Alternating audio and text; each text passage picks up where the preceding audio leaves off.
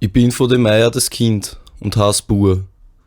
Ich war lieber von Meier der Hund. Dann hass er die Center und böllert so laut, dass die Nachbarin mit dem Besen an die Kuchelwand klopft.